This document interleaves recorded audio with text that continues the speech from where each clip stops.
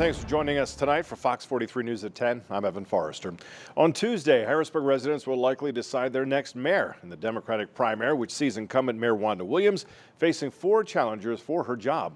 Fox 43's James Corrigan went one-on-one with the leading candidates for mayor. Joins us now with where they stand on keeping the city of Harrisburg safe. Well, Evan, the biggest issue for nearly every resident of Harrisburg in this election is public safety. And with homicides rising to record levels last year, the 3 leading candidates for the Democratic nomination for mayor each have different views on the cause and how it can be fixed. The presence of violence and crime has only grown in Harrisburg in recent years. And for its mayoral contenders, priority number 1 is to free the city from its grasp. Homicides in the city rose to 22 last year, the most since at least 1987. Mayor Wanda Williams says she attributes that rise in crime to the prevalence of social media amongst the city's youth. We can't get a hold of that because every time that we try to get into their social media, they change their passwords and everything else. But they're meeting, they're planning on social media what they're doing. City Councilman Lamont Jones chairs the city's public safety committee and says the culture of the city is the reason for the rise in crime. It's not a police thing, it's a community thing.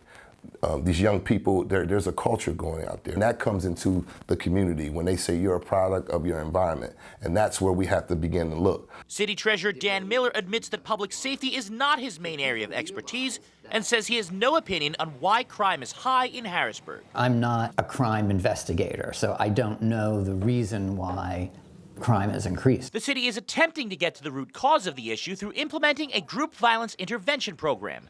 The program has seen massive success in York, where it's been credited with lowering crime, including a record stretch of over 100 days without a shooting earlier this year.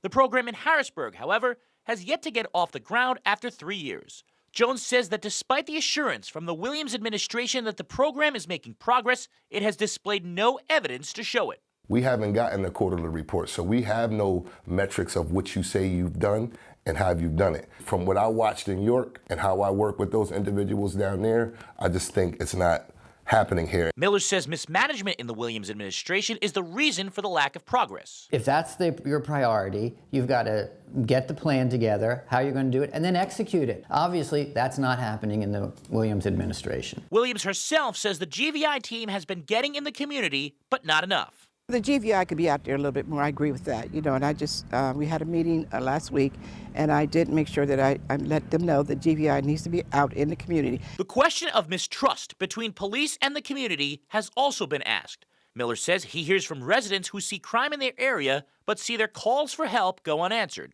You call the police, and then there's no real action taken. Well, that's when trust disintegrates.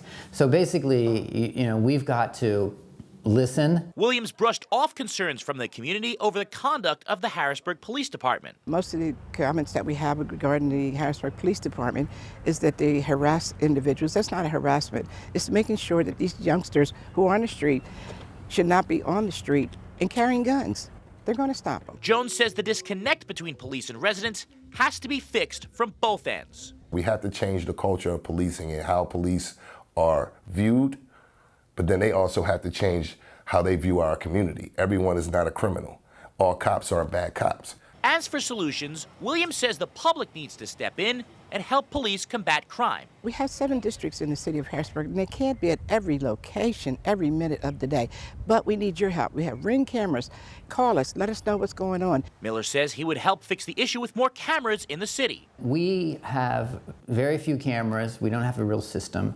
Lancaster has a system with 170 cameras. 85% of the time, they're able to give good, positive information to help catch the criminal. Jones says his approach to fighting crime in the city will be based on collaboration and understanding the people involved. How effective do you think you will be when you come out into this community when you don't really understand their culture? You have to have people that understand the culture. And tomorrow night, you'll hear the candidates talk about economic issues and hear their final pitch to the voters. We also reached out to the other 2 candidates for Mayor, Tone Cook and Louis Butts. We hope to hear from them as well. There are no Republican candidates in this year's primary. Evan? All right, Fox 43's James Corrigan. We'll see that report tomorrow night. Thank you.